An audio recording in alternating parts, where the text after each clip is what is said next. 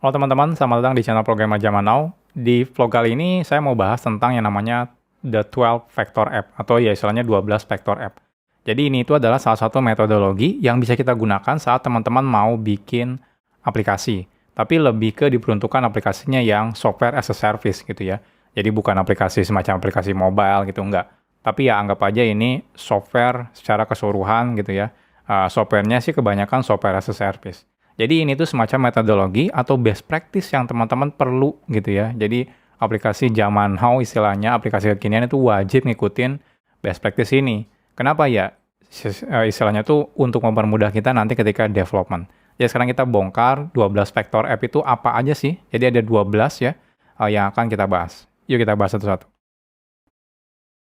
Oke, jadi 12 Vektor App sendiri ini resmi ya, jadi ada memang komunitasnya. Jadi istilahnya bukan saya mengarang gitu ya, jadi memang sudah ada komunitasnya yang membuat 12 Vektor App ini. Nah, websitenya teman-teman bisa buka 12vector.net. Jadi ini istilahnya the 12 Vector App. Jadi di era modern ini ya, saat kita membuat software, terutama kita delivernya misalnya softwarenya dibikin dalam bentuk web apps gitu ya, atau istilahnya adalah software as a service.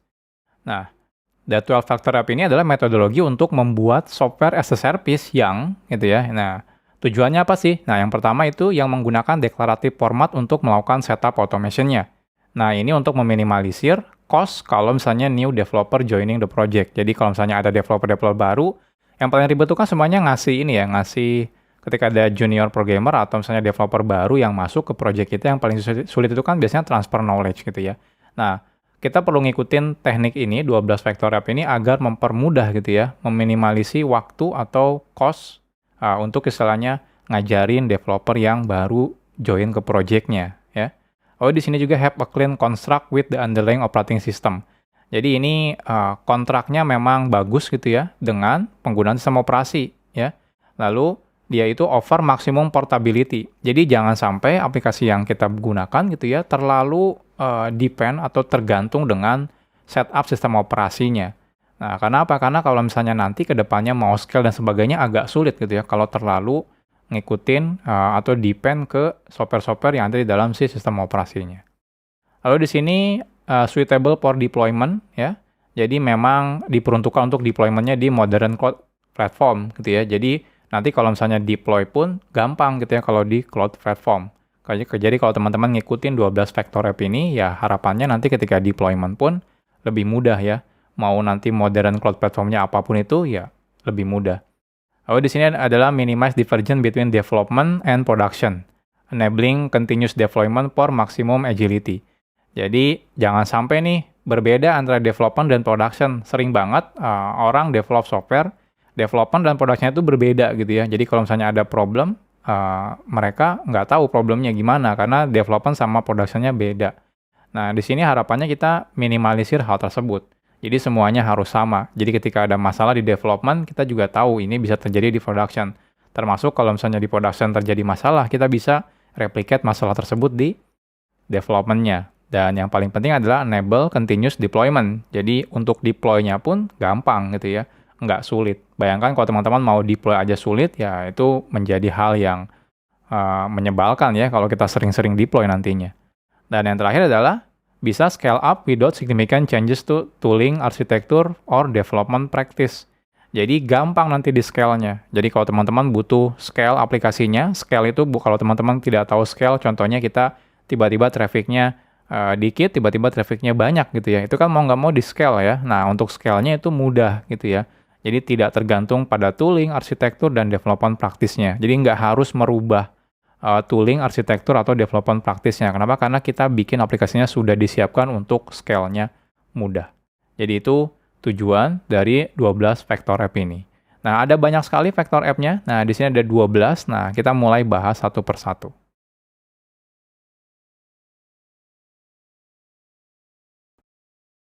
Yang pertama menurut 12 Factor App ini adalah code base ya. Jadi istilahnya itu code base-nya itu harus ada di revision control atau versioning control. Lalu dia harus bisa di-deploy ke berbagai environment. Jadi dari satu code base itu bisa di-deploy ke banyak environment.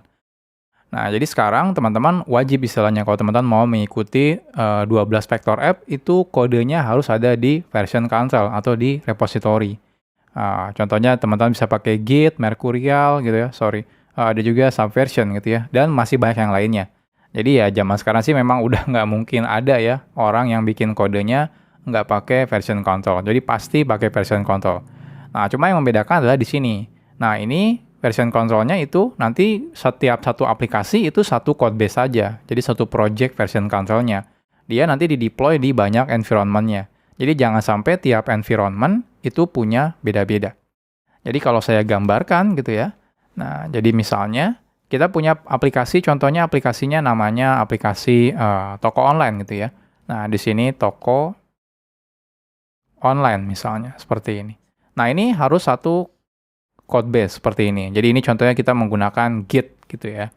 Nah, selanjutnya kalau di deploy itu harus satu code base tapi many deploy. Jadi deploy-nya ke berbagai environment-nya dari satu code base yang sama.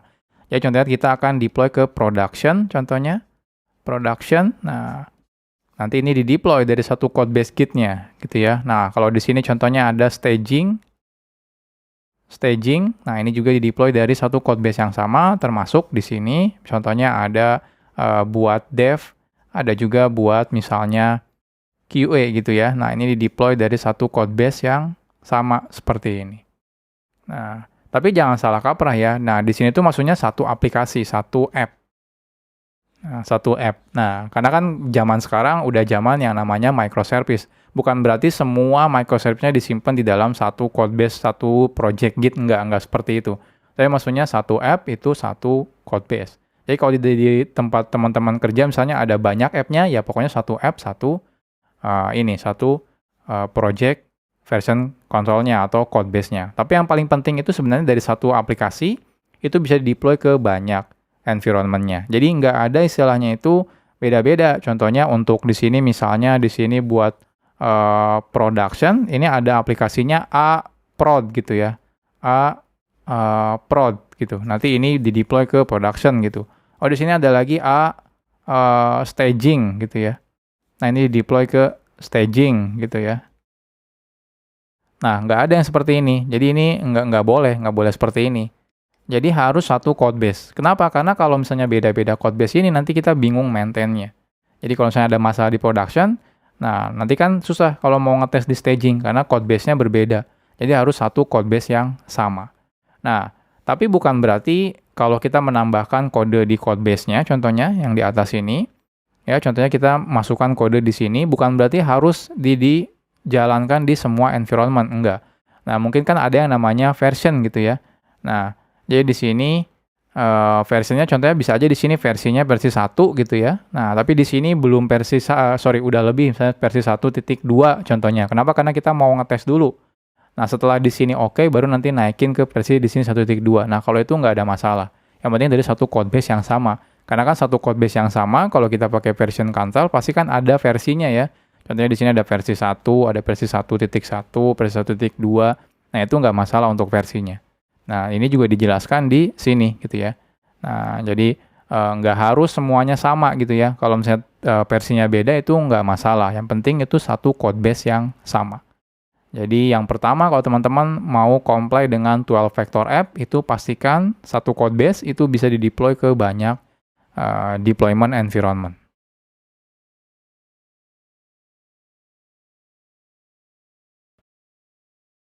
Yang kedua tentang dependensi.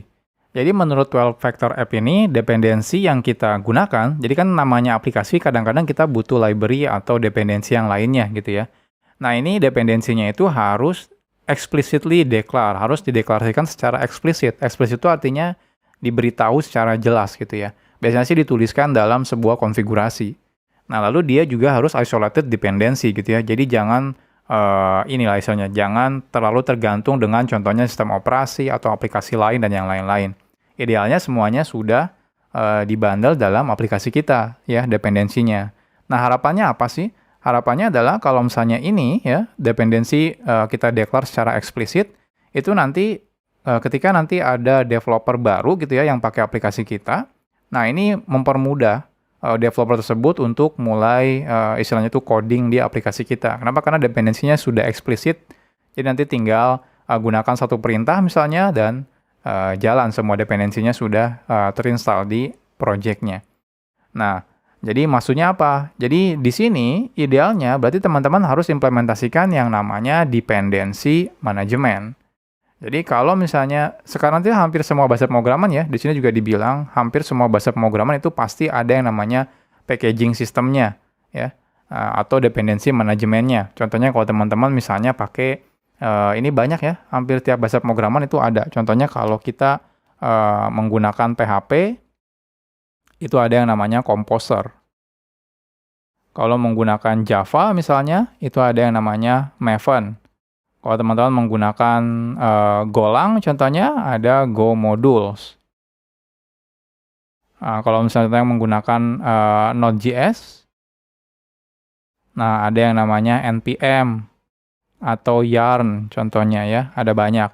Nah, dan yang lain-lain. Hampir semua bahasa pemrograman itu biasanya punya yang namanya dependency management. Nah, keuntungan kalau teman-teman pakai dependency management, nanti kalau kita bikin sebuah project gitu ya, nanti teman-teman bikin project aplikasinya, di dalamnya biasanya kita akan simpan sebuah file ya. Contohnya kalau di Java namanya pom.xml kalau pakai Maven. Kalau teman-teman pakai Composer misalnya ada composer.json. Kalau misalnya pakai npm ini maksud saya Node.js ada yang namanya package gitu ya, .json gitu ya. Kalau misalnya ada Golang ada Go mode-nya gitu ya. Nah, biasanya di semua dependensinya kita deklarasikan. Jadi dependensi yang dibutuhkan semuanya kita deklarasikan. Jadi kalau teman-teman butuh library A, tinggal di dalam filenya dibilang A gitu ya. Versi berapa? Contohnya versi 1. Butuh B, versi misalnya versi 1.1. Butuh dependensi C atau library C, versinya misalnya 2.x gitu dan sebagainya. Nah, harapannya apa? Harapannya kalau teman-teman misalnya mau jalankan aplikasinya atau misalnya mau mulai kontribusi di project-nya, jadi cukup jalankan satu perintah, contohnya kalau Maven tinggal Maven install gitu ya, kalau misalnya npm juga tinggal Node.js tinggal npm install, Composer juga tinggal Composer get atau update gitu ya. Nah, semuanya akan diinstal dan di-download secara otomatis. Jadi seperti ini. Jadi ini salah satu ini ya, istilahnya itu kontrak dari si 12 Factor App. Jadi pastikan teman-teman dependensinya itu harus explicitly declare. Jadi harus dideklarasikan secara eksplisit. Jadi di sini rekomendasinya adalah menggunakan dependency management. Contohnya di sini dikasih contoh kalau teman-teman pakai bahasa pemrograman Ruby, dia pakai dependency management namanya bundler. Lalu tinggal bikin yang namanya gem file, tinggal dimasukkan semua dependensinya di sana. Jadi nanti kalau ada developer yang datang gitu ya, yang baru join, itu nggak perlu pusing-pusing lagi gitu ya. Tinggal langsung jalankan perintah bundle install, nanti semuanya bisa di-install.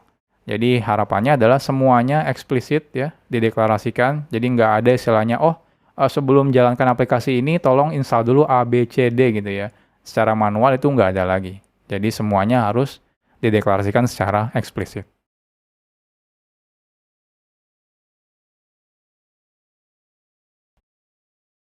Yang ketiga itu adalah tentang config atau konfigurasi.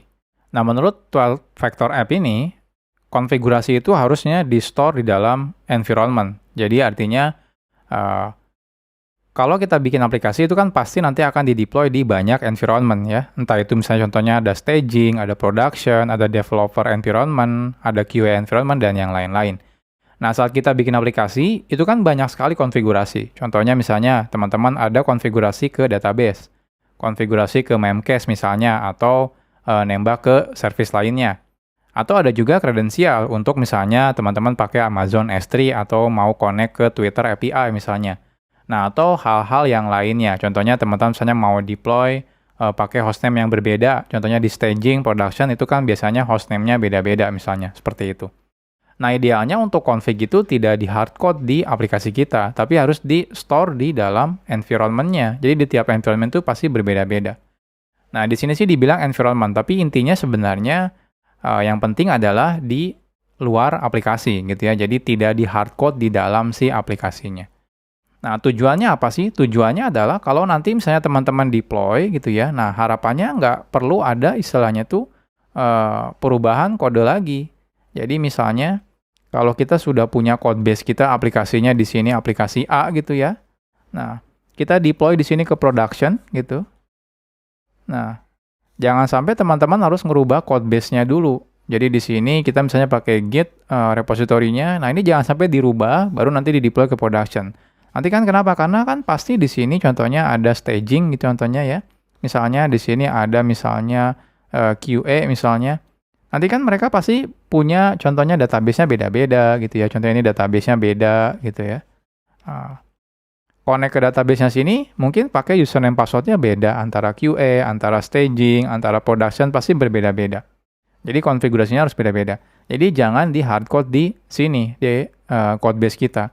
Jadi di sini dijelaskan kadang-kadang ada gitu ya, developer gitu ya, yang config-nya itu disimpan di konstan di dalam kodenya. Nah, itu nggak boleh. Ini menyalahi aturan dari 12 factor. Jadi, teman-teman jangan melakukan hal tersebut lagi. Jadi, konfigurasinya itu nanti ada di tiap environment-nya. Jadi, contohnya di production dia punya config sendiri. Di staging dia punya config sendiri. Di QA dia punya config sendiri. Jadi, code base-nya ini nggak perlu di hardcode konfigurasinya. Jadi, nanti tinggal di deploy ke production, contohnya deploy ke staging, deploy ke QA. Nanti konfigurasinya nanti berbeda-beda. Di sini ada konfigurasinya, ya. Di sini ada konfigurasinya, di sini ada konfigurasinya.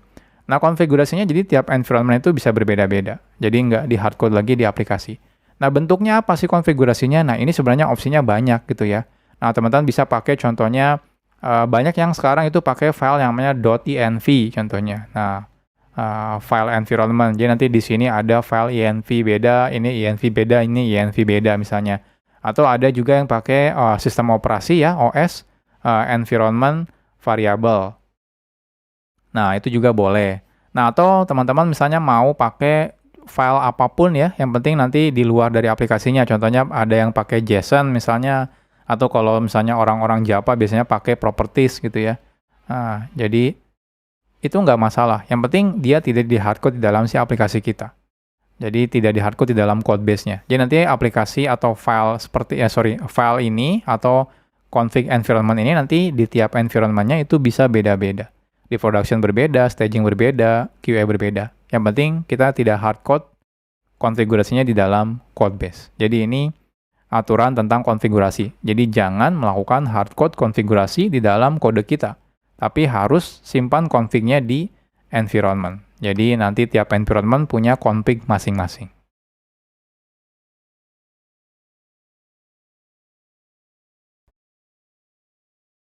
Yang keempat tentang backing services. Jadi kita harus menganggap backing services itu sebagai attached resource. Nah, maksudnya apa sih backing services itu?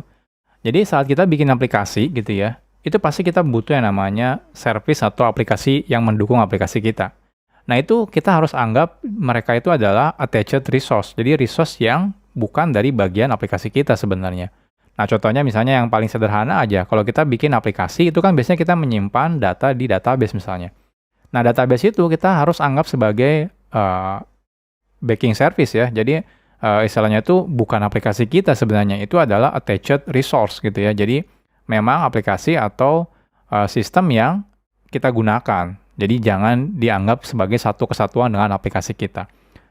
Nah, harapannya apa sih? Harapannya adalah kalau misalnya kita sudah anggap itu sebenarnya aplikasi yang attached resource ya, aplikasi yang bukan aplikasi kita sebenarnya. Jadi suatu saat kita ubah gitu ya, entah itu lokasinya dirubah atau nanti diganti gitu ya. Nah, itu kita nggak terlalu banyak ngelakuin perubahan di kode aplikasi kita. Nah, ini sebenarnya erat kaitannya dengan yang sebelumnya yaitu config. Jadi rata-rata kalau kita mau connect ke backing service itu kan biasanya kita akan melakukan konfigurasi. Nah, kalau misalnya kita tidak hardcode, ya, contohnya kalau teman-teman pakai database selalu di hardcode pakai localhost contohnya. Nah, itu bahaya. Kenapa? Karena kalau misalnya kita nanti ganti dari localhost ke server lain atau contohnya ke cloud database, itu kan nanti kita harus ubah kode aplikasi kita. Nah, kalau teman-teman sudah anggap dia sebagai attached resource, maka otomatis kalau mau ngelakuin perubahan ya sesimpel teman-teman cuma ubah konfigurasinya tanpa harus merubah kode aplikasi kita. Jadi contohnya seperti ini. Jadi nanti aplikasi production kita di-deploy, itu ya aplikasi yang mendukung di sini, ini kita anggap sebagai attached resource. Jadi suatu saat bisa diganti, itu nggak ada masalah. Jadi kalau kita gambarkan di sini, nah ini misalnya aplikasi kita sudah di-deploy contohnya ya. Jadi kalau aplikasinya sudah di-deploy contohnya, ini aplikasi kita misalnya di production gitu ya. Nah, ini udah di prod gitu ya. Nah, kalau kita butuh database misalnya di sini menggunakan MySQL contohnya. Nah, jadi ini kita anggap sebagai attached resource. Jadi bukan bagian dari aplikasi, tapi memang kita anggap sebagai sistem luar. Nah, nanti ke sini connect-nya, kita otomatis dia nggak di hardcode juga di aplikasi kita, tapi kita menggunakan config. Jadi di sini ada config. Contohnya di sini misalnya MySQL, localhost misalnya kalau misalnya masih di satu server. Nah, harapannya apa? Harapannya kalau kita anggap ini bukan bagian dari kita. Kalau suatu saat teman-teman contohnya ini udah nggak sanggup ngehandle data gitu ya. Nah, kita perlu pindahkan ke server tersendiri, contohnya di server di sini, database-nya, contohnya seperti ini.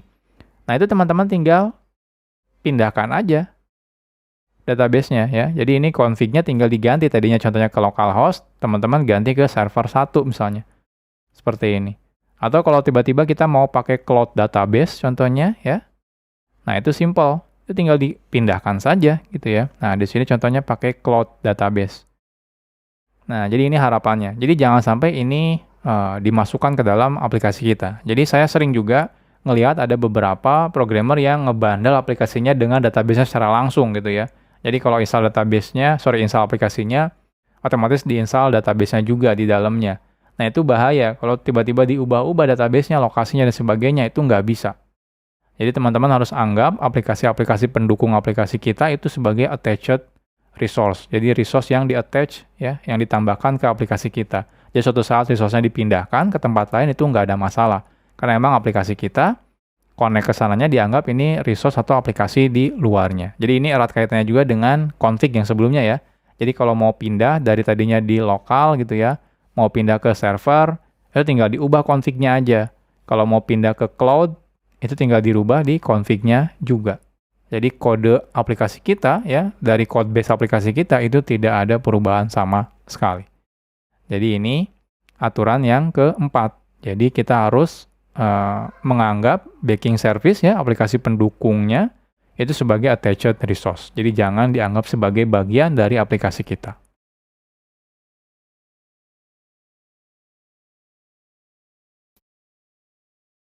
Yang kelima adalah build, release, dan juga run. Nah, jadi di sini di dalam 12 Factor App ini, jadi ini dipastikan bahwa fase untuk build dan juga run dan juga release itu dibedakan ya. Maksudnya apa? Jadi nanti code base itu ditransform ya menjadi ke deploy aslinya ya, artinya ke deployment lah istilahnya di deploy gitu ya. Itu jadi 3 stage ya. Walaupun sebenarnya kenyataannya lebih gitu ya, bisa lebih maksudnya. Nah, tapi intinya adalah dibedakan. Jadi contohnya di sini, nanti ada build stage ya, di mana dia melakukan transformasi convert kode program kita menjadi executable bundle yang sudah di-build contohnya. Nah, gimana kalau bahasa pemrogramannya tidak perlu di-compile, contohnya seperti PHP gitu ya, atau misalnya Ruby gitu ya. Nah, sebenarnya kan walaupun kode program tidak perlu di-compile, tapi kan sebenarnya beberapa hal perlu dilakukan optimisasi. Contohnya teman-teman kalau misalnya pakai Laravel, teman-teman harus misalnya bikin dulu ya untuk cache ininya misalnya. Cache untuk template-nya atau cache untuk configuration-nya dan yang lain-lain. Artinya apa? Artinya harus di-build dulu sebelum bisa di-deploy gitu ya. Jadi dioptimalkan terlebih dahulu. Beberapa framework biasanya udah melakukan seperti itu. Nah, termasuk kalau teman-teman misalnya pakai Java, itu juga kan di-compile dulu. Nah, termasuk kalau pakai Golang, itu juga di-compile dulu. Dan semua dependensinya di-download dulu dan sebagainya. Nah, dia di-build. Nah, di-build-nya jadi apa? Dia biasanya jadi executable bundle. Nah, di sini nggak disebutkan sih harus jadi apa ya. Yang penting dia executable bundle. Entah teman-teman mau simpan dalam bentuk archive gitu ya, atau mungkin kalau zaman sekarang itu ada yang namanya Docker image gitu ya. Nah, itu juga nggak masalah. Yang penting nanti dia sudah jadi executable bundle. Nah, beberapa programmer masih sering melakukan deployment itu adalah copy paste data dari repository ya. Misalnya di Git, di copy paste ke environment-nya. Nah, itu menyalahi aturan dari si 12 factor ini. Jadi harusnya itu adalah di-build dulu jadi executable bundle. Jadi bukan langsung kode programnya di copy paste misalnya atau di git clone misalnya ya di server environment-nya, tidak seperti itu. Jadi harus di-build terlebih dahulu. Nah, selanjutnya setelah di-build kan ini adalah kode programnya gitu ya. Jadi distribution file atau executable file.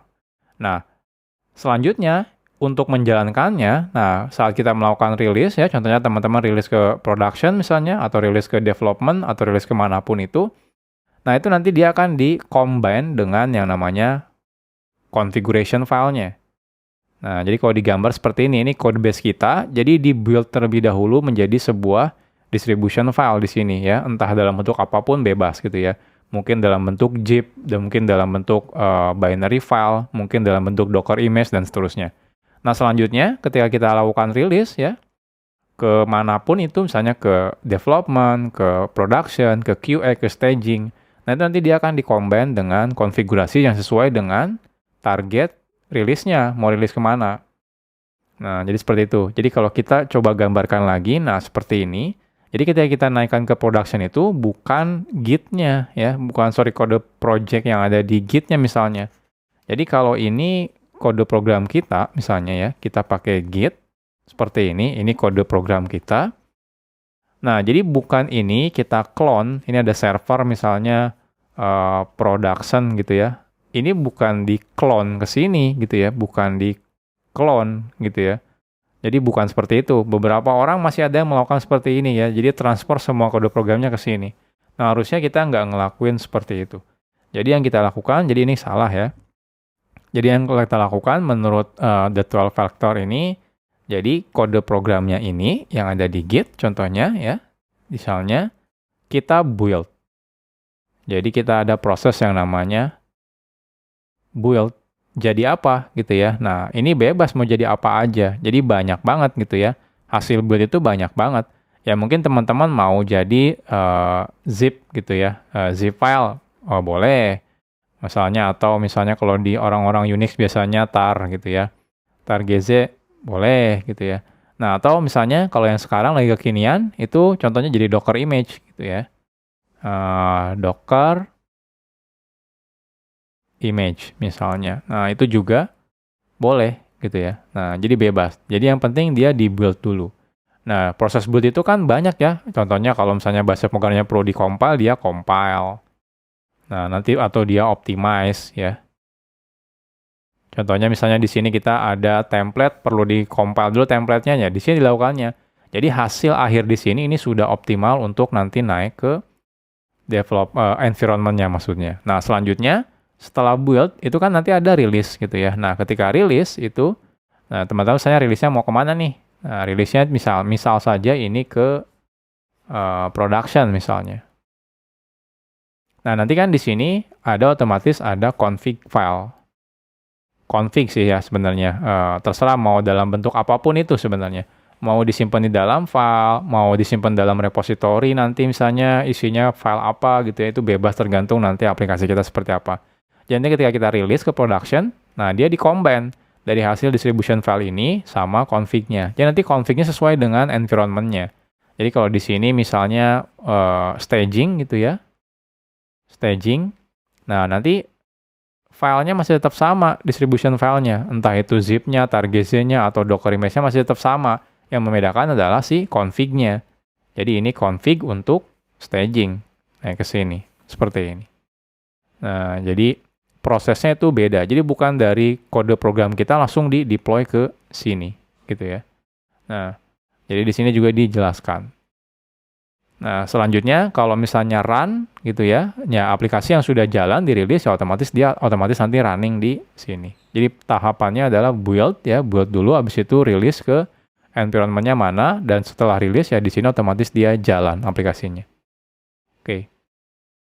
Nah, selain itu juga diberitahukan kalau di sini setiap melakukan rilis ya atau build itu harusnya ada istilahnya itu release ID-nya atau build ID-nya.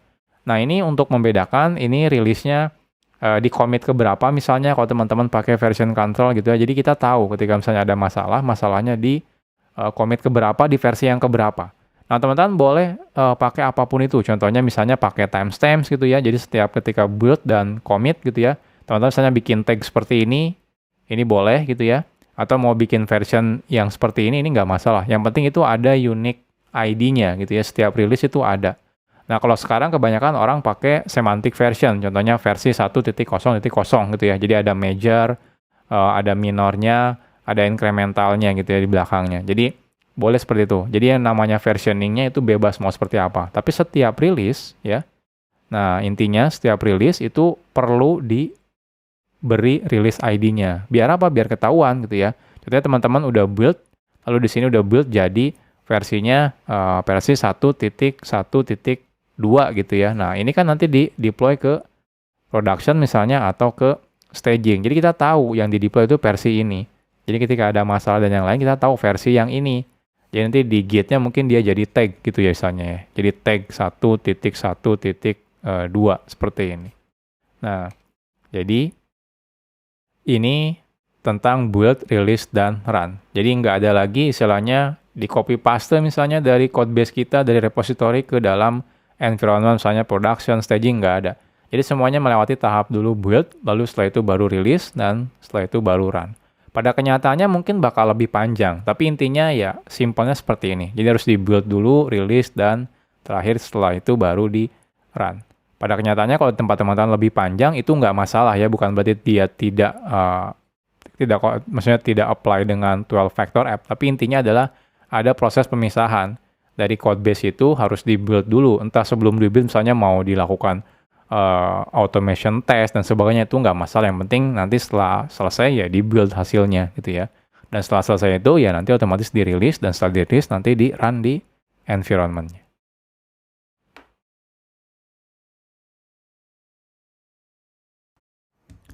Oke, sekarang kita bahas yang keenamnya. Yang keenam itu adalah proses.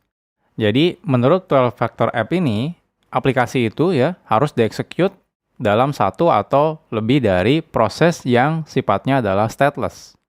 Nah, penekanannya adalah di stateless. Buat teman-teman yang tidak tahu apa itu stateless, stateless itu artinya tidak menyimpan state ya aplikasinya, atau tidak menyimpan data di dalam aplikasi kita. Nah, kalau aplikasi kita menyimpan data itu namanya adalah stateful. Contoh aplikasi yang menyimpan data contohnya database gitu ya. Database itu adalah aplikasi yang stateful. Kalau aplikasi kita sebisa mungkin menurut 12 factor itu kita lakukan dalam bentuk stateless process. Jadi harus tidak menyimpan state. Nah, pertanyaannya gimana kalau kita mau menyimpan data? Nah, kalau kita mau menyimpan data menurut 12 factor app ini, jadi proses yang kita jalankan di aplikasi kita itu harus stateless dan share nothing. Jadi memang tidak menyimpan data apapun. Nah, kalau memang kita butuh menyimpan data gitu ya, nah kita simpan di stateful backend service. Backend service itu apa ya? Contohnya adalah database gitu ya. Jadi jangan sampai aplikasi teman-teman harus menyimpan data di dalam aplikasinya. Jadi itu agak sedikit bahaya gitu ya. Kenapa? Karena yang paling penting itu kalau misalnya nyimpan data di dalam aplikasi gitu ya, kalau nanti ada scale dan sebagainya gitu ya, atau aplikasinya reset dan sebagainya, itu agak sedikit problematik kalau kita lakukan seperti itu. Jadi kalau teman-teman butuh nyimpen data, simpanlah di backing service-nya. Contohnya adalah di database. Ya. Jadi menurut 12 factor ini, jadi harapannya nanti kalau teman-teman nyimpen data di memori atau di file system ya, nah itu cuma sekali pakai aja. Kalau misalnya suatu saat aplikasinya di restart gitu ya, ya harusnya kita beranggapan bahwa data di memori atau di file systemnya itu beneran dari kosong lagi gitu ya. Jadi kita tidak menyimpan data state apapun. Jadi semuanya disimpan di database. Atau kalau teman-teman nyimpan file, ya filenya kalau bisa disimpan di file storage contohnya ya. Jadi jangan di dalam aplikasinya ya. Maksudnya di runtime si aplikasinya itu jangan. Nah contohnya misalnya, ada beberapa sistem yang tadinya itu melakukan ketika jalankan aplikasi, dia melakukan contohnya di sini melakukan packaging gitu ya, atau asset compile gitu ya. Nah, harusnya itu tidak dilakukan lagi ketika aplikasinya berjalan. Hal itu harusnya dilakukan ketika build stage. Jadi yang tahapan-tahapan build stage itu harusnya dilakukan. Jadi kalau teman-teman contohnya misalnya, teman-teman bikin aplikasi web, ada CSS-nya, ada JavaScript-nya. Nah, misalnya kita mau compile biar lebih kecil ukurannya. Nah, itu jangan dilakukan ketika aplikasinya jalan. Harusnya dilakukan di awal ketika build stage gitu ya. Ketika di build, nah itu dilakukan di situ. Jadi ketika nanti aplikasinya jalan, itu semuanya harus sudah selesai. Jadi tinggal ya jalan aja sebagai stateless application. Jadi bukan lagi stateful. Jadi kalau kita gambarkan aplikasi kita, itu jangan sampai menyimpan state apapun. Apalagi kalau menyimpannya di memori, itu bahaya banget gitu ya. Jadi kalau misalnya ini aplikasi kita, kalau teman-teman butuh nyimpen data, jangan disimpan datanya di memori contohnya ya, di file system, itu bahaya gitu ya. Beberapa aplikasi, bahkan contohnya kalau teman-teman menggunakan PHP, PHP itu by default sessionnya disimpan di file, di dalam file si aplikasi. Ya, di dalam file ya tempat aplikasinya berjalan. Itu sebenarnya bahaya ya.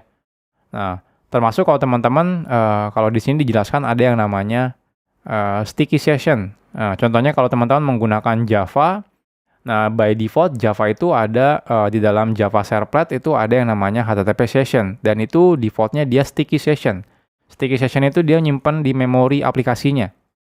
Nah, bahayanya apa? Bahayanya nanti kan kalau kita running aplikasi kita nggak mungkin satu ya. Kalau satu itu ketika suatu saat kita restart, nanti akan ada istilahnya downtime gitu ya. Jadi mati dulu aplikasinya. Nah, kita kan nggak mau ngelakuin itu. Nah, kita pasti akan nyalakan minimal 2 gitu ya. Nah, bayangkan kalau teman-teman menyimpan data atau state di file ataupun misalnya di memori. Nah, ini kita sebagai user, nah, kita kan namanya menggunakan misalnya internet contohnya ya, aplikasi. Ini kan pasti di sini ada load balancernya. Jadi kita bisa aja akses ke web di sini atau web di sini gitu ya. Nanti pas ngakses ke sini bisa ke sini, request-nya bisa ke sini. Nah, bayangkan kalau teman-teman nyimpannya di memori aplikasinya atau di file sistemnya. Nah, ketika kita request ke sini, masuk ke server ini, data kita ada di sini. Contoh di sini echo gitu ya. Ada di sini. Nah, request kedua kita masuk ke sini, ternyata request-nya dikirim ke server yang kedua. Di sini nggak ada. Echo siapa gitu ya. Nggak ketahuan. Termasuk file juga. Kalau teman-teman nyimpan gambar di sini misalnya, teman-teman nyimpan gambar di sini misalnya ya, di file system ketika saya upload, nyimpan di sini. Nah, request kedua saya ngaksesnya ke server ini. Gambarnya nggak ada gitu ya. Nah, jadi jangan jadikan aplikasi kita menjadi aplikasi yang stateful proses. Jadi pastikan aplikasinya menjadi aplikasi yang stateless. Jadi kalau teman-teman butuh menyimpan data atau state, itu jangan simpan di aplikasinya, melainkan di backing service-nya. Contohnya, kalau nyimpan data ini, contohnya session gitu ya, teman-teman bisa menggunakan yang namanya memory database.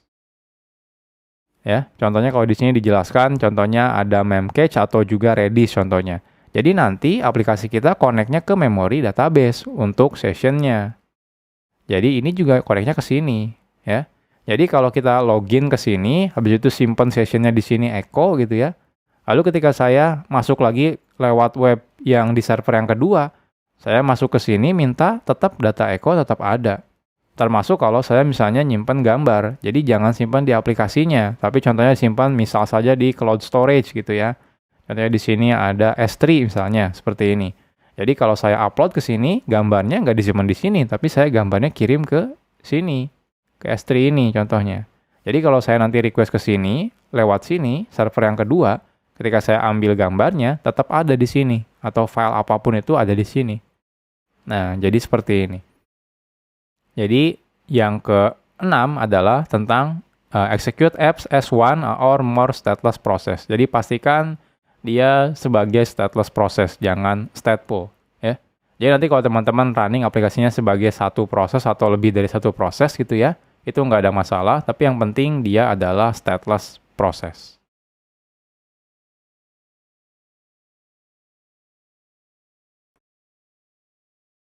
Ketujuh adalah port binding. Nah, menurut 12-factor app, jadi kita perlu melakukan yang namanya export service atau aplikasi yang kita buat itu via port binding.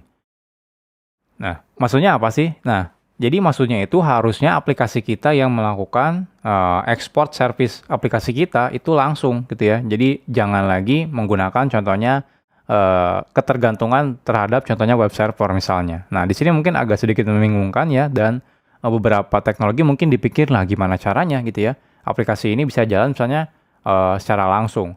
Nah, biasanya kalau teman-teman sebelumnya misalnya menggunakan bahasa pemrograman seperti PHP atau juga Java gitu ya.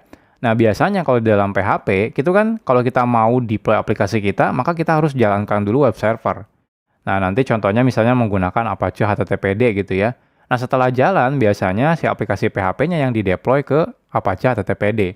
Atau kalau teman-teman misalnya menggunakan Java, biasanya kita bikin Java Web. Nanti Java Web-nya kita deploy ke Apache Tomcat misalnya. Nah, menurut 12 Factor App itu harusnya nggak dilakukan seperti itu. Justru harusnya aplikasi yang bisa melakukan ekspor service sendiri melalui port binding. Nah, di sini akhirnya cara pembuatan aplikasinya mungkin agak sedikit dirubah. Nah, caranya gimana? Caranya sebenarnya teman-teman bisa mengimplementasikan yang namanya dependency declaration yang sebelumnya kita jelaskan ya di bagian dependency. Jadi sekarang itu dibalik, bukan lagi aplikasi kita di-deploy ke web server, tapi web servernya di-include ke dalam si aplikasi kita. Beberapa teknologi contohnya kalau di Java sudah melakukan seperti itu. Di Java kalau teman-teman menggunakan Spring Boot, si web servernya itu dimasukkan ke dalam project kita. Jadi bukan lagi aplikasi kita di-deploy ke web server, bukan ya. Jadi terbalik sekarang. Nah, harapannya apa? Harapannya aplikasi kita jadi bisa istilahnya itu self-service lah. Dia bisa nge-running dirinya sendiri dan langsung running sebagai web server misalnya ya dalam sebuah port binding. Nah, gimana kalau PHP? Nah, PHP mungkin agak sedikit tricky. Tapi kalau sekarang itu kan sudah zaman yang namanya Docker misalnya. Nah, teman-teman bisa build misalnya aplikasi PHP teman-teman dalam bentuk Docker image. Jadi dengan begitu di dalam Docker image itu sudah ada aplikasi PHP kita termasuk juga web servernya. Jadi tidak perlu lagi istilahnya menginstal-install dulu. Harapannya apa sih? Harapannya itu kalau misalnya teman-teman satu bundle ketika build gitu ya semuanya sudah ada termasuk web servernya misalnya, maka teman-teman nggak perlu ribet lagi nanti kalau mau deploy harus install web server lagi dan sebagainya itu nggak perlu. Jadi sekali deploy langsung jalan semuanya. Nah, tapi tidak tertutup kemungkinan kalau teman-teman menggunakan tidak hanya HTTP ya. Contohnya kalau teman-teman mau menggunakan misalnya kalau sekarang lagi rame gRPC misalnya ya itu juga nggak masalah. Yang penting dia itu harus mengekspor service dia ya aplikasinya. Nah, itu via port binding. Jadi tanpa harus butuh bantuan yang lain. Contohnya, harus di-deploy di web server dulu baru bisa jalan. Nah, nggak ngelakuin seperti itu lagi. Jadi kalau kita gambarkan, jadi kalau dulu gitu ya. Nah, dulu itu kan misalnya kita harus di server kita nginstal misalnya web server di sini gitu ya. Contohnya kalau di PHP itu misalnya Apache HTTPD ya. HTTPD misalnya. Nah, biasanya kalau kita bikin aplikasi PHP, ya, aplikasi PHP kita di-deploy ke sini. Jadi satu folder misalnya, di sini PHP-nya. Nah, kalau kita ada dua misalnya, gitu ya, nanti di-deploy lagi ke sini. Nah, PHP, ya.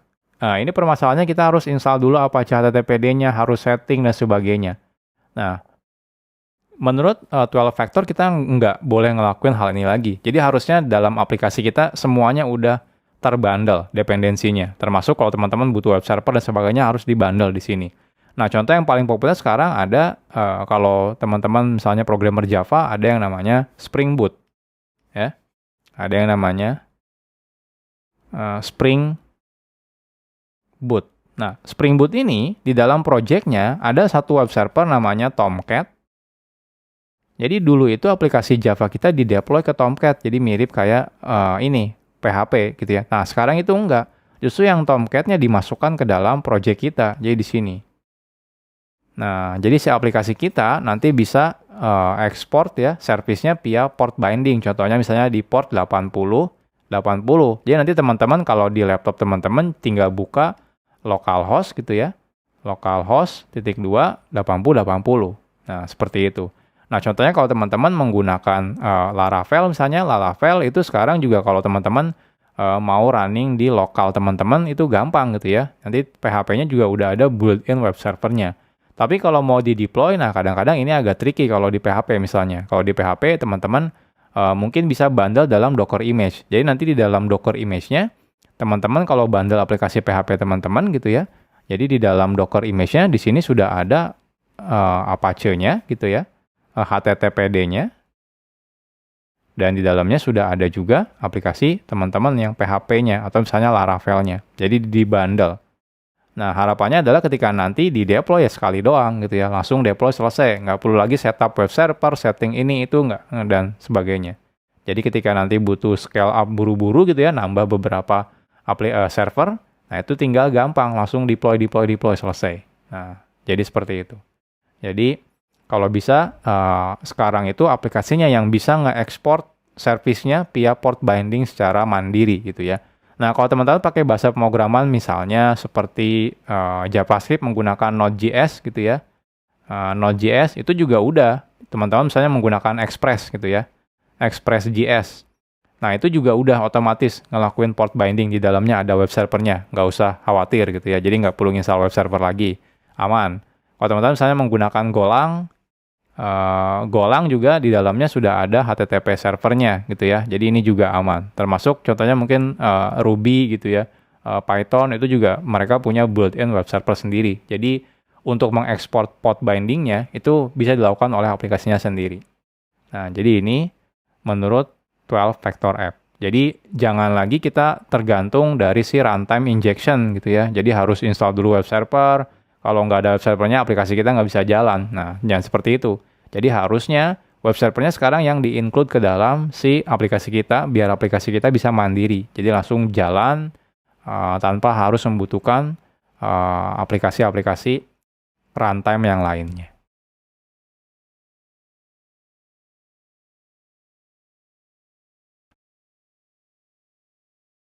Sekarang kita bahas yang ke-8, yaitu tentang concurrency. Jadi menurut 12 Factor App ini, ya, scale out itu kita harus lakukan via proses model. Jadi yang namanya aplikasi itu nanti pasti butuh yang namanya scale out. Scale out itu intinya kalau teman-teman misalnya bikin aplikasi, tiba-tiba sudah tidak kuat nge-handle request atau traffic saat ini, kita kan mau tidak mau harus bisa ngelakuin scale out. Ada banyak jenis scale out sebenarnya. Yang paling gampang ya vertical scale out. Vertical scale out itu adalah dilakukan caranya upgrade CPU atau hardware-nya. Nah, tapi problemnya kalau kita lakukan vertical scale out itu ya lama-lama juga ada batasnya ya CPU dan juga memori. Nah, di sini di dalam 12 factor dibilang kalau scale out itu yang terbaik adalah via proses model. Jadi bukan CPU atau misalnya hardware-nya yang dibesarkan, melainkan prosesnya yang diperbanyak. Jadi yang tadinya satu dijadikan jalankan jadi 2 atau 3 proses. Dan 2 atau 3 proses selanjutnya itu boleh di server yang berbeda. Jadi makanya ini ketergantungan sama yang sebelumnya ya, yang harus stateless proses itu. Jadi ini juga harus bisa proses scale out-nya itu harus bisa dilakukan menggunakan proses model. Jadi beberapa bahasa pemrograman harusnya sudah melakukan hal ini gitu ya. Jadi contohnya kalau teman-teman misalnya menggunakan PHP mungkin di dalamnya kan biasanya ada Apache prosesnya gitu ya. Atau kalau di Java ya. Nah, di Java juga tergantung. Kalau teman-teman kalau misalnya mau mengimprove performa atau misalnya scale out itu via, contohnya teman-teman ngebesarin thread pool-nya dan sebagainya, itu enggak sesuai dengan apa yang diminta oleh 12 factor ini. Jadi 12 factor ini meminta semuanya ya, kalau misalnya mau scale out itu harusnya via proses. Jadi proses itu adalah first class citizen-nya. Nah, jadi kalau misalnya ada apa gitu ya, ya simple, teman-teman tinggal tambahkan prosesnya. Jadi tadinya misalnya ada satu proses, oke kita udah nggak sanggup handle nih, kita tambahkan jadi 2 proses, 3 proses. Dan proses-proses itu bisa jalan di beberapa server. Jadi nggak harus di satu server yang sama. Jadi intinya teman-teman jalankan satu aplikasi gitu ya, prosesnya jalan satu, kalau butuh ya tinggal di scale out lagi. Nah, selain itu, nah biasanya di sini dibilang kalau misalnya dalam 12 factor app itu, jadi kalau bisa prosesnya itu dibedakan. Jadi contohnya di sini ada untuk HTTP request gitu ya, ini dihandle oleh web process. Tapi kalau misalnya ada long running background task, itu coba handle dengan yang namanya worker process. Jadi setiap jenis proses ya, setiap jenis kegiatan maksudnya dibedakan. Jadi ini banyak sekali programmer-programmer yang kalau bikin aplikasi biasanya digabung di satu tempat, lalu dijalankan di satu proses yang sama, entah itu webnya, entah itu misalnya ada long running prosesnya, ada jobnya dan sebagainya, itu biasanya disimpan di satu proses. Ini kurang baik. Kenapa? Karena kalau kita butuh scale beberapa hal aja, kita harus scale semuanya. Oke, kita gambarkan biar kebayang gitu ya. Nah, jadi misalnya kalau teman-teman lihat gambar di sini, ini prosesnya walaupun satu aplikasi gitu ya, itu dibedakan antara proses webnya, ada proses workernya, ada proses misalnya yang lain-lain, contohnya ini clock dan yang lain-lain gitu ya. Oke, kita coba gambarkan. Kalau misalnya teman-teman bikin satu aplikasi, tapi aplikasinya itu misalnya dalamnya semuanya ada. Dan rata-rata pasti kebanyakan programmer bikin seperti ini. Jadi kita biasanya bikin aplikasi gitu ya. Nah, di dalamnya biasanya kita bikin ada API-nya contohnya ya. Nah, kalau di sini ada job misalnya kita biasanya bikin jobnya di kode ini gitu ya. Nah, Ketika di sini misalnya ada, contohnya kalau teman-teman sudah implementasi message broker, biasanya di sini ada subscriber-nya gitu ya, subscriber-nya. Biasanya kita lakukan seperti ini. Contoh yang paling simpel misalnya kalau teman-teman bikin aplikasi pakai Laravel gitu ya, Laravel. Nah, ini controllernya, API-nya, ini contohnya event job-nya. Nah, di sini contohnya teman-teman bikin event listener-nya, atau kalau teman-teman pakai Java misalnya, pakai Spring gitu ya. Nah, ini juga contohnya ini controllernya, nah ini job-nya gitu ya, nah ini contohnya listener-nya, seperti ini. Nah, biasanya kita akan bikin di satu project. Nah, memang nggak masalah ya kalau kita bikin di satu code base. Code base. Nah, tapi ketika deploy, ya ketika jalan, itu jangan dijalankan di satu aplikasi atau di satu proses. Harusnya dibedakan antar prosesnya. Contohnya kalau ada proses API gitu ya, nah kita nanti deploy-nya di proses API-nya aja. Jadi di sini API-nya jalan, jadi istilahnya itu kita jalankan code base-nya, tapi cuma jalan yang API-nya aja. Nah, jadi kalau misalnya butuh jalan, ya udah API-nya aja yang jalan. Nah, kenapa kita bedakan contohnya beberapa prosesnya ini? Nah, problemnya adalah kalau teman-teman jalankan dalam satu kesatuan, contohnya ini dijalankan dalam satu aplikasi gitu ya, nama aplikasinya A gitu. Nah, aplikasinya A gitu. Di sini ada API-nya, ada tadi job-nya, ada subscriber-nya. Nah, problemnya adalah kalau ternyata misalnya traffic-nya naik drastis gitu ya, naik tinggi, nah API-nya butuh scale out. Yang terjadi adalah kita akan bikin proses yang beda ya. Misalnya ini di server yang berbeda prosesnya, tapi karena kita jalankan semuanya, jadi nggak cuma API-nya gitu ya yang jalan, tapi job-nya juga nanti kita jalankan di sini dan termasuk subscriber-nya. Ini jalan juga. Jadi kalau nanti butuh lagi, kita akan jalankan lagi gitu ya. Nah, proses yang ketiga seperti ini A, dan di sini mau nggak mau ini jalan lagi, API-nya jalan, job-nya jalan gitu ya, subscriber-nya juga jalan. Jadi ini sebenarnya buang-buang resource juga. Kalau teman-teman misalnya tadinya cuma butuh scale out API, nah kita harus semuanya scale out. Nah, seperti ini. Jadi idealnya ketika kita bikin project ya, code base-nya satu, di dalamnya ada API, job, dan juga subscriber misalnya. Nah, nanti ketika kita deploy, itu dibedakan prosesnya. Jadi ada proses yang namanya API atau web ini ya, web proses. Ada yang contohnya nanti kalau butuh job, ya udah jalankan jobnya, misalnya job prosesnya, seperti itu. Nah, kalau contohnya ada butuh subscriber atau ada yang bilang juga worker gitu ya, ya nanti kita jalankan juga workernya. Nah, seperti ini. Kalau misalnya, oh workernya lambat nih, nah udah kita tinggal scale out workernya. Nah, seperti ini. Oh, masih lambat, ya udah kita scale out lagi workernya. Selesai. Kalau jobnya nggak butuh, contohnya cuma sekali dua kali aja sehari, ya udah. Jadi kan ini nggak akan perlu dijalankan di semua ini. Termasuk API-nya. Ketika API-nya butuh di scale out, dinaikkan, ya cukup tambahkan API-nya lagi prosesnya. Seperti ini.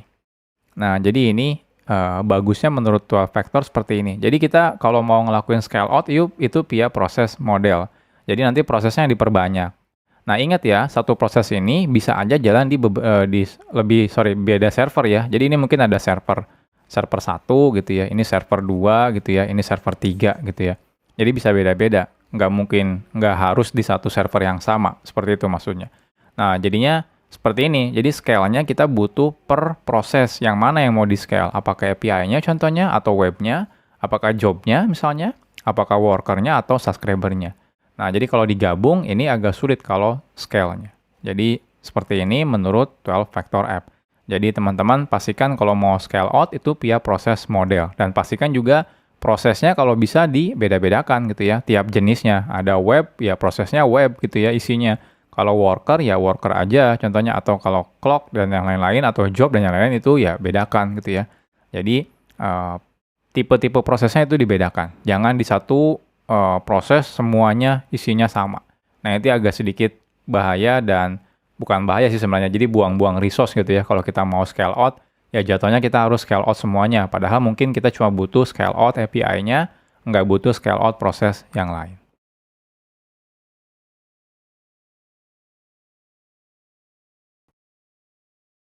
Yang kesembilan adalah tentang disposability. Jadi di sini menurut 12 factor app ini kita harus memaksimalkan robustness dengan fast startup dan juga graceful shutdown. Maksudnya apa? Jadi maksudnya itu kalau kita mau bikin aplikasi gitu ya, nanti kan running dalam bentuk proses ya. Nah prosesnya itu kalau bisa jalan dan juga berhenti gitu ya secepatnya. Nah, hal ini untuk apa? Hal ini sebenarnya untuk contohnya salah satunya adalah meminimalisir startup time-nya. Jadi maksudnya biar startup time-nya itu cepat. Jadi nanti kalau teman-teman butuh scale up gitu ya, tiba-tiba traffic naik tinggi, butuh scale up cepat, nah itu kan gampang. Ketika nanti dijalankan proses yang baru, langsung jalan hanya dalam hitungan beberapa detik saja misalnya ya. Jadi jangan sampai, contohnya saya sempat develop project dulu sekali gitu ya, ada aplikasi ketika dijalankan itu butuh waktu bahkan bermenit-menit gitu ya untuk menjalankannya. Jadi kalau tiba-tiba trafficnya datang tiba-tiba tinggi ya susah ngejarnya gitu ya. Ketika jalankan proses yang kedua, ketiga, dan keempat itu butuh puluhan menit untuk menjalankannya. Jadi nggak akan kekejar juga gitu ya. Jadi pastikan teman-teman juga nanti kalau bikin aplikasi, pastikan aplikasinya itu secepat mungkin nyalanya. Dan kalaupun mau di shutdown itu secepat mungkin. Kenapa? Karena ketika kita mau scale down lagi gitu ya, nurunin, ya kan kita langsung cepat-cepat matikan si proses-prosesnya. Nah, hal ini memang tergantung dari framework atau teknologi yang kita gunakan gitu ya. Ada beberapa teknologi yang di awal selalu melakukan seremoni setup yang lumayan lama, sehingga proses nyalanya mungkin agak sedikit lama. Nah, kalau hal-hal ini terjadi, saya sarankan teman-teman coba melakukan riset terhadap teknologi yang teman-teman gunakan. Nah, contoh yang paling sederhana misalnya, contoh misalnya dua framework yang populer, misalnya ada yang namanya Laravel contohnya ya kalau di PHP. Jadi di PHP ada yang namanya Laravel. Nah, kalau di Java ada yang namanya Spring. Jadi Spring ini dan Laravel ini salah satu framework yang lumayan populer untuk membuat aplikasi contohnya. Nah, contohnya kalau di Laravel, itu di Laravel tuh ada yang namanya service container dan juga dependency injection. Nah, teman-teman bisa belajar yang namanya lazy lazy dependency injection di Laravel. Jadi istilahnya dia lazy. Lazy itu apa? Lazy itu artinya dia akan dibuat objeknya misalnya ketika memang dibutuhkan. Nah, kadang-kadang orang itu suka lupa nambahin lazy. Jadi di awal pokoknya langsung objeknya di load semuanya gitu ya, akhirnya jadi lambat proses nyalanya si aplikasi Laravelnya. Nah, jadi teman-teman bisa optimize lagi.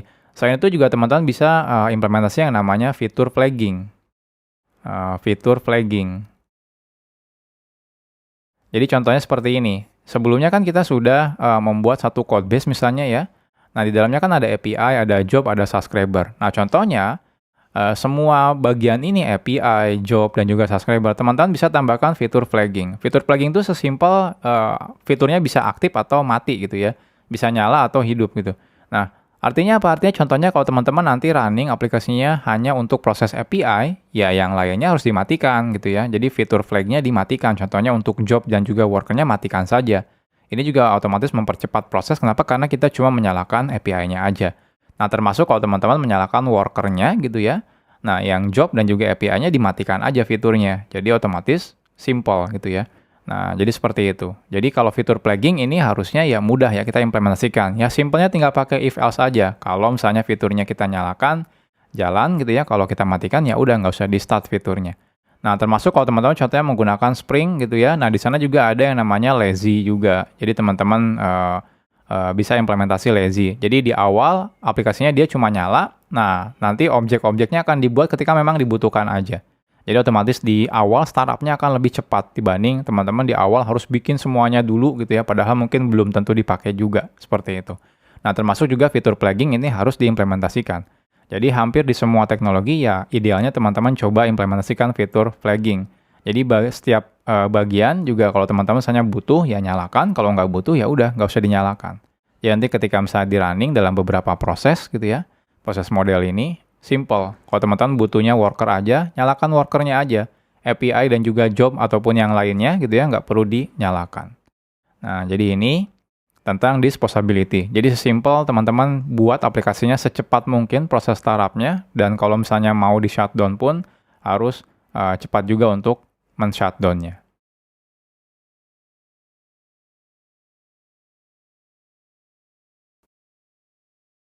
Yang ke-10 adalah tentang depth prod parity. Jadi, menurut 12 Factor App ini, jadi kita harus melakukan keep development, staging, and production as similar as possible. Jadi kita harus memastikan bahwa development, staging, dan production itu sesama mungkin. Sama dari segi apa? Ya banyak ya, nggak cuma kodenya. Kalau kode sih pasti sama gitu ya. Nah, tapi lebih ke beberapa hal yang lainnya. Nah, contohnya, biasanya kita kalau misalnya develop aplikasi, biasanya ada yang namanya time gap gitu ya. Nah, biasanya developer akan kode atau coding beberapa hari atau minggu atau bahkan bulan untuk sampai ke production. Nah, atau contohnya developer juga biasanya bikin kodenya, tapi yang deploy-nya itu biasanya bukan developernya, atau developernya biasanya tidak tahu sama sekali tentang deployment-nya. Tahu yang deploy biasanya Ops Engineer atau DevOps misalnya.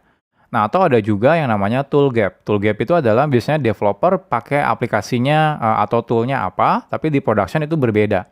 Nah, contohnya misalnya kalau teman-teman pakai bikin aplikasinya misalnya menggunakan PHP gitu ya. Misalnya di laptop teman-teman pakainya Nginx gitu ya, servernya. Dan juga database-nya SQLite yaitu dan sistem operasinya misalnya OS X gitu ya. Nah, tapi di production tuh berbeda jauh misalnya. Nah, ternyata servernya menggunakan Apache misalnya, database-nya menggunakan MySQL, dan sistem operasinya Linux. Nah, hal-hal ini kalau menurut 12 Factor App ini jangan dilakukan. Jadi harusnya sesama mungkin gitu ya. Nah, contohnya time gap juga jangan terlalu berbedanya jauh gitu ya. Dan juga personal gap juga orang-orangnya jangan sampai berbeda terlalu jauh. Contohnya yang bikin kode dan yang deploy-nya misalnya beda, bahkan nggak tahu sama sekali gitu ya. Nah, dan juga yang tool gap-nya, jangan sampai tool-toolnya itu berbeda antara digunakan untuk development dan juga running di production. Nah, solusinya gimana? Nah, solusinya sebenarnya sederhana. Contohnya di sini buat time gap-nya itu sekecil mungkin. Jadi maksudnya bukan waktu development ya, tapi maksudnya dari developernya itu bikin kode, lalu bisa deploy ke production-nya itu jangan sampai berminggu-minggu atau berbulan-bulan gitu ya. Kalau bisa di sini dalam hitungan jam juga bisa naik ke production. Ya, ini sebenarnya sih lebih ke berarti teman-teman juga harus punya yang namanya continuous integration-nya gitu ya. Kalau teman-teman lakukan semuanya manual, ya pasti ini bakal PR banget gitu ya, lama. Nah, idealnya teman-teman juga implementasikan yang namanya continuous deployment. Nah, selanjutnya juga ada yang namanya personal gap-nya. Dan kalau bisa personal gap-nya itu sekecil mungkin. Maksudnya jangan sampai berbeda jauh antara yang bikin kode dan juga yang deploy-nya gitu ya. Jadi kadang-kadang di beberapa perusahaan itu ada yang bikin kodenya siapa, nanti setelah itu yang bikin kodenya cuma ngasih distribution file-nya.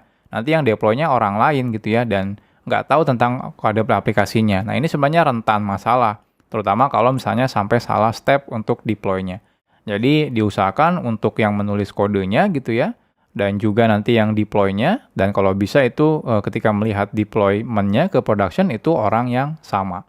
Mungkin yang deploy-nya bukan orang yang bikin kodenya gitu ya, misalnya mungkin ada DevOps-nya, tapi lebih ke DevOps-nya itu memfasilitasi untuk proses deployment yang otomatis.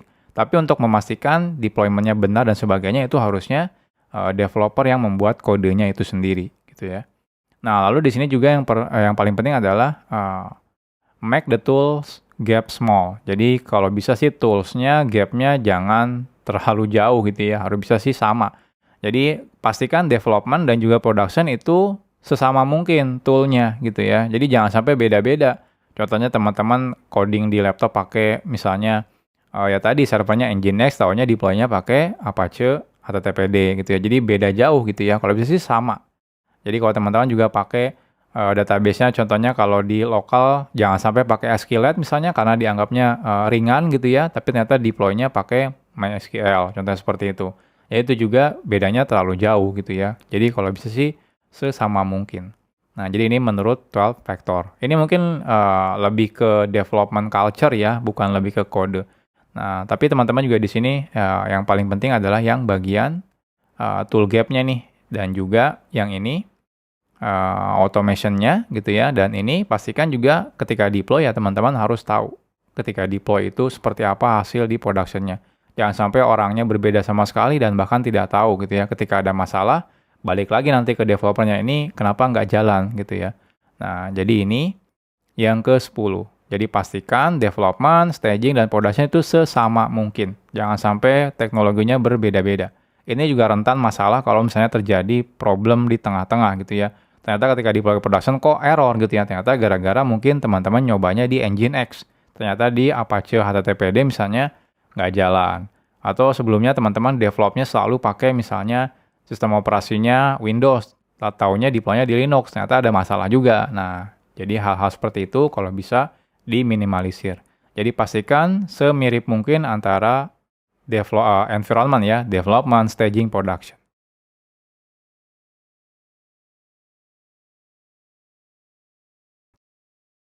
Yang ke-11 adalah tentang logs. Jadi menurut 12 Factor App ini, ketika teman-teman bikin aplikasi, teman-teman harusnya wajib implementasi logs ya, atau istilahnya logging. Nah, kalau teman-teman tidak implementasi log, nah ini sebenarnya agak bahaya. Kenapa? Karena otomatis kita akan buta dengan behavior aplikasi kita. Kita nggak tahu apa yang terjadi di aplikasi kita kalau kita tidak punya log sama sekali. Ketika ada masalah, kita harus debug satu persatu gitu ya. Nah, kalau misalnya ada log, itu gampang banget. Nah, jadi log itu adalah provide visibility into the behavior of running app. Jadi yang tadi saya bilang. Jadi kita bisa melihat gitu ya, behavior dari aplikasi yang sedang running. Tanpa log itu ya otomatis kita buta, nggak bisa lihat apapun di aplikasi kita. Nah, biasanya ya ada beberapa teknologi yang mungkin implementasi lognya biasanya mengirimnya ke file. Atau juga ada yang ke output stream, contohnya konsol dan sebagainya. Itu semuanya bebas ya, nggak ada masalah. Jadi di sini tidak ditentukan gitu ya, di dalam 12 factor semuanya tidak ditentukan mau disimpan di mana gitu ya, lognya itu nggak masalah. Tapi biasanya log itu berupa stream. Stream itu datanya ya istilahnya datanya masuk terus gitu ya. Jadi kan kalau kita ngirim log ya terus-terusan masuk gitu ya sampai aplikasinya berhenti beroperasi. Nah, biasanya pun log itu adalah time order. Jadi kalau kita masukkan log ke dalam file, jadi baris pertama jam awal, saya habis itu ketika masukin lagi baris kedua, ketiga, dan seterusnya. Jadi tidak mungkin loncat-loncat gitu ya dari baris pertama, kedua, terus balik lagi, enggak. Nggak seperti itu. Log itu time order. Jadi diurutkan berdasarkan waktu kejadiannya. Nah, selain itu juga tergantung formatnya ya. Di sini juga nggak ada ketentuan harus format seperti apa. Jadi rata-rata sih kebanyakan pakainya teks gitu ya. Ya ada yang implementasi teks biasa, ada yang implementasi JSON, itu nggak ada masalah. Nah, yang paling penting adalah di sini sebenarnya ya dalam 12 Factor App itu pastikan kita harus implementasi logs, dan logsnya kalau bisa berupa event stream gitu ya. Jadi jangan lognya itu misalnya disimpan di aplikasinya, setelah ngumpul 100 log disimpan ke database ya, jangan seperti itu, harusnya berupa stream. Jadi ketika ada log saat itu juga harus dikirim. Nah, tujuannya apa? Tujuannya adalah nanti itu data yang kita kirim ke log karena dia berupa stream itu bisa di-capture oleh aplikasi lain. Contohnya misalnya aplikasi Logflex gitu ya, atau Fluentd gitu ya. Nanti tujuannya ya nanti bisa diambil data lognya, mungkin bisa disimpan di salah satu media penyimpanan yang digunakan memang untuk menganalisis data log. Contohnya di sini ada Splunk, atau yang open source ada yang namanya Elasticsearch gitu ya. Nah, jadi kita bisa lakukan log indexing dan juga analisis di sistem tersebut. Nah, dari situlah kita bisa mulai melihat permasalahan yang terjadi dengan log kita. Jadi simpelnya kalau kita gambarkan gitu ya, jadi dari aplikasi yang kita buat itu pastikan teman-teman implementasi log gitu ya. Jadi ini kan kita running dalam proses gitu ya. Jadi prosesnya contohnya di sini API gitu ya. Nah, jadi ketika ada request masuk dan sebagainya gitu ya, aplikasi proses apapun, itu kejadian apapun kita log gitu ya. Teman-teman mau kirim lognya kemana terserah. Contohnya misalnya ke file gitu ya. Nah, contohnya ke file. Nah, ini yang penting berupa stream. Stream itu ya artinya dia masuk terus-terusan ke belakang gitu ya. Jadi append terus datanya. Nah, jadi seperti ini. Nah, tujuannya apa? Dengan stream ini kita bisa contohnya implementasi di sini misalnya ada Fluentd atau Logstash contohnya ya. Ada Logstash contohnya atau Fluentd contohnya ya. Nah, di sini nanti tinggal diambil aja seperti ini. Nanti otomatis diambil oleh istilahnya itu aplikasi log aggregator, nanti bisa dikirim ke storage apapun ini. Contohnya di sini ada contohnya Elasticsearch, ya, atau ya tadi yang dibilang Splunk gitu ya, itu bebas apapun itu. Nah, dengan demikian nanti kalau terjadi masalah di aplikasi kita, contohnya di API-nya ada masalah, banyak error dan sebagainya, karena semua informasi lognya sudah dikirim berupa event stream ke dalam file, lalu kita ambil, kita masukkan ke Elasticsearch, Jadi nanti kita kalau mau search gitu ya, eee, search untuk data atau analisis gitu ya, atau misalnya, ya apapun itu gitu ya, memonitor dan sebagainya, kita bisa lakukan langsung ke Elastic atau Splunk-nya misalnya, seperti ini. Nah, jadi ini yang ke-10. Jadi pastikan teman-teman implementasi logs. Kalau teman-teman sekarang belum implementasi log, itu mulai sekarang teman-teman wajib implementasi log. Jadi saya sangat menyayangkan beberapa programmer kadang-kadang tidak pernah implementasi log. Dan ketika ada masalah, ya bingung sendiri nyari masalahnya seperti apa. Karena kita tidak punya log informasi sama sekali.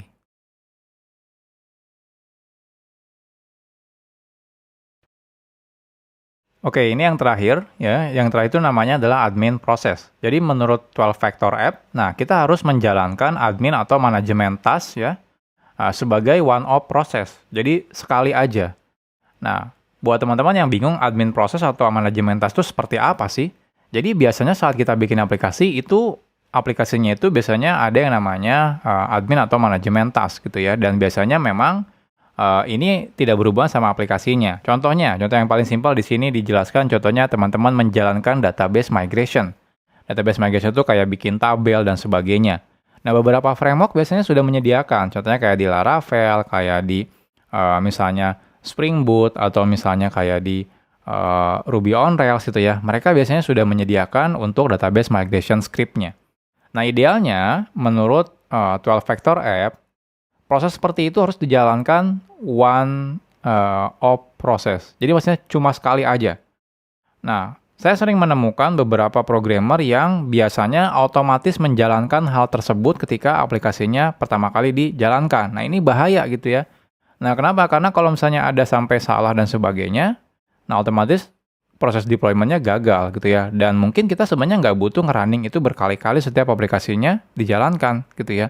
Jadi hal-hal yang berhubungan sama admin atau manajemen task ini harusnya dijalankan sekali saja. Jangan berkali-kali setiap aplikasinya di-deploy. Contohnya teman-teman mau menjalankan script untuk memperbaiki data gitu ya. Nah, jadi itu juga hati-hati. Ini kan harus sekali doang dieksekusinya. Contohnya di sini menggunakan misalnya PHP, script apa misalnya yang mau dieksekut, nah itu sekali aja. Jadi jangan setiap deploy di-running lagi, setiap deploy di-running lagi. Jadi hal itu jangan gitu ya. Apalagi teman-teman bikinkan API untuk melakukan itu. Nah, itu bahaya banget gitu ya. Kenapa? Karena kalau sampai kita manggil API-nya nggak sengaja, nah itu otomatis kejalankan tuh perintah-perintah yang harusnya cuma dijalankan sekali aja. Jadi pastikan yang berhubungan sama admin atau manajemen task gitu ya. Nah, itu dilakukan secara one-off process. Nah, tapi di sini juga diberitahukan kalau misalnya proses-proses seperti ini kalau bisa kodenya di satu codebase yang sama dengan aplikasi kita gitu ya. Jadi di sini using same codebase dan juga konfigurasinya harus sama. Kenapa? Karena kalau misalnya sampai berbeda gitu ya, dikhawatirkan takut terjadi tidak sinkronis antara contohnya teman-teman sudah deploy versi berapa, taunya skripnya masih jalankan versi berapa gitu ya, berbeda. Nah, jadi itu agak sedikit berbahaya, apalagi kalau misalnya projectnya berbeda gitu ya. Nah, itu juga berbahaya. Jadi kalau bisa di satu codebase yang sama. Biasanya sih kalau teman-teman pakai framework biasanya udah di satu codebase yang sama gitu ya. Contohnya kalau pakai Laravel gitu ya, pakai Spring Boot itu biasanya sudah di satu codebase yang sama. Cuma nanti mereka juga kalau teman-teman mau execute biasanya sudah disediakan juga ya cara untuk execute-nya. Nah, jadi yang paling penting adalah ini ya. Jadi teman-teman kalau ada proses admin atau manajemen task cukup sekali eksekusi dan jangan digabungkan dengan ketika aplikasinya berjalan. Jadi ini adalah bagian terakhir dari 12 factor.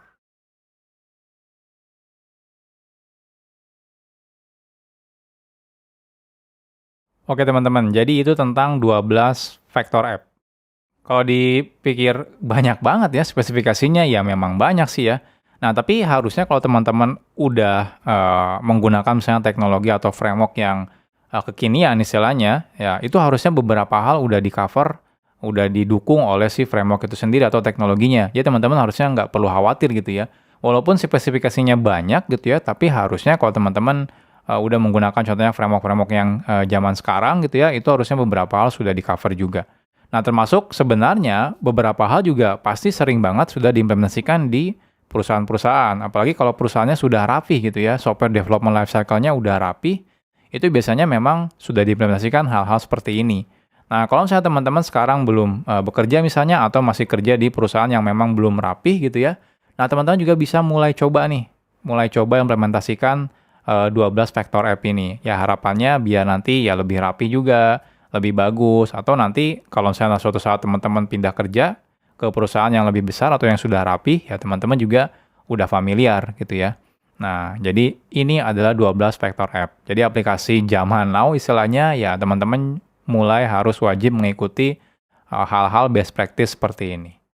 Oke, mungkin sekian aja ya teman-teman. Lumayan lama juga nih membahas tentang 12 vektor app. Kalau teman-teman misalnya ada kritik atau saran atau ada pertanyaan, nah silakan dimasukkan di kolom komentar.